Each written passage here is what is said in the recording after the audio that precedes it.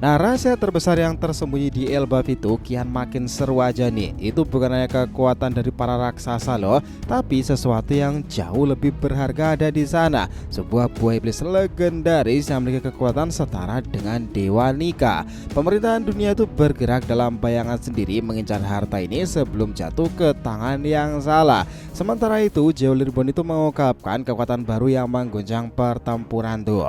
Sang menghadapi ancaman dari masa lalunya dan Loki, pangeran yang dianggap telah tiada oleh kesatria suci itu ternyata masih hidup. Ketika proyek kekuatan besar bertabrakan di medan pertempuran nih, satu pertanyaan sekarang ini, siapa yang akan menguasai rahasia Elbaf dan mengubah keseimbangan tatanan dunia sendiri nakama? Ini menarik loh. Selamat datang teman-teman, kita akan bahas seluruh cerita prediksi ini dengan Mimin di sini, Joy Boy The Library of Nika. Let's go, kita mulai ceritanya.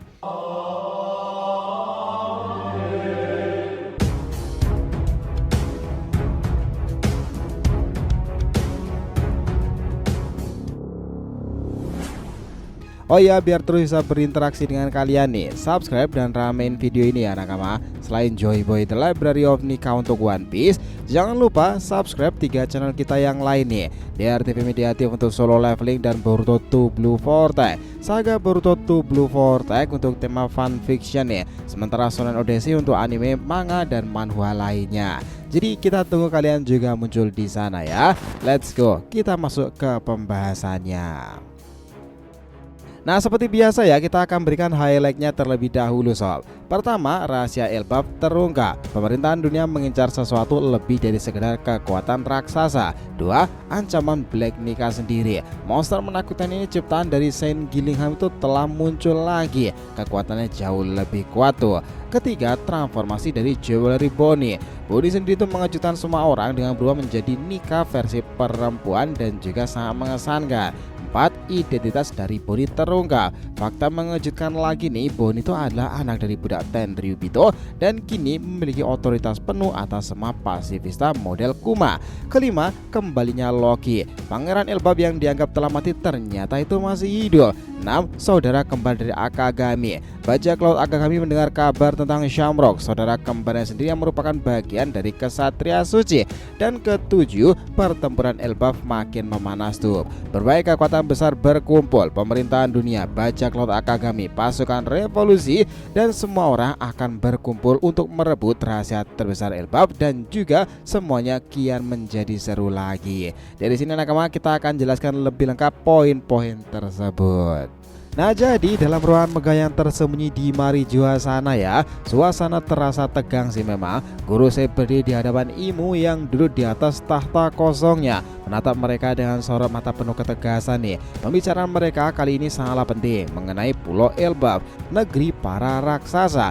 Im sama itu menegaskan bahwa menundukkan Elbaf bukan sekedar ambisi politik aja, tapi sebuah keharusan. Selain menginginkan pasukan raksasa tunduk di bawah kekuasaan pemerintahan dunia, ada sesuatu yang jauh lebih berharga yang tersembunyi di negeri tersebut.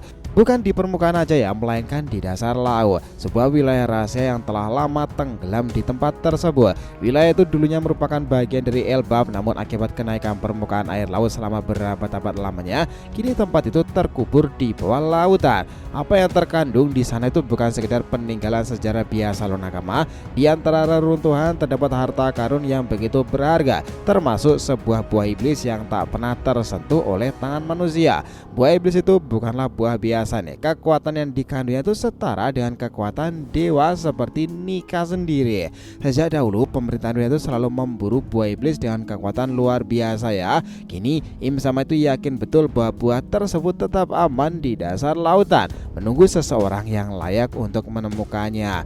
Namun ya nakama, keberadaannya itu tetap menjadi ancaman tersendiri karena cepat atau lambat pasti seseorang akan menemukannya. Saat itu terjadi, keseimbangan dunia bisa berubah total tuh. Sementara ini di Elbaf itu suasana di sekolahan Walrus sedang kacau balonnya.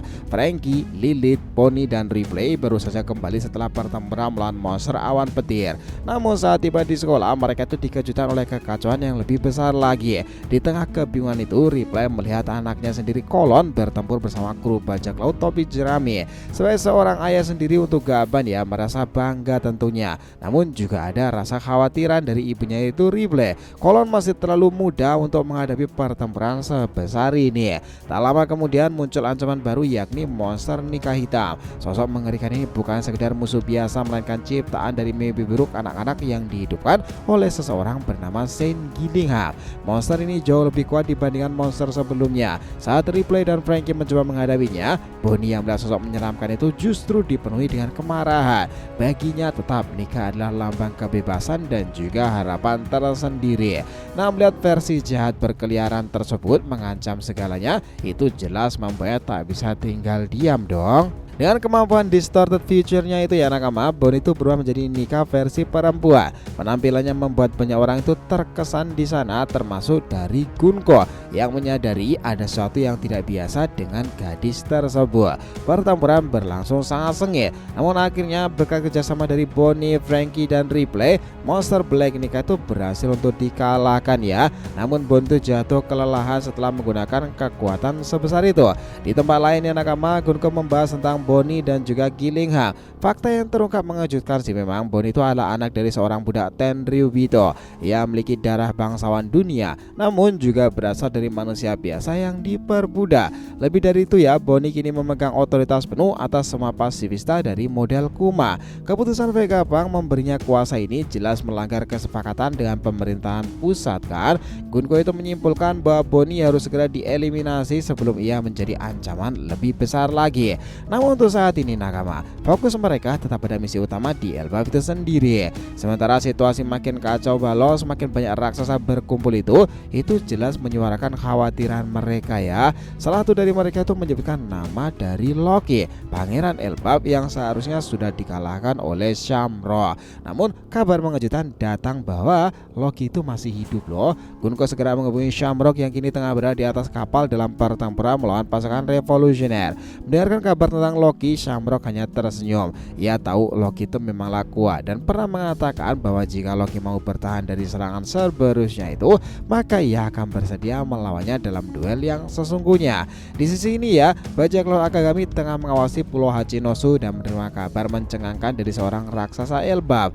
Raksasa itu menyebutkan bahwa ada penyusup yang sangat mirip dengan Sang. Nah, mendengarkan itu, Sang dan para kru intinya itu langsung waspada. Mereka jelas tahu betul siapa yang dimaksud itu adalah Shamrock, saudara kembar Sang yang merupakan salah satu kesatria suci pemerintahan dunia sekaligus pemimpin orang-orang tersebut. Sang tahu betul berbahaya Shamrock dan para kesatria suci.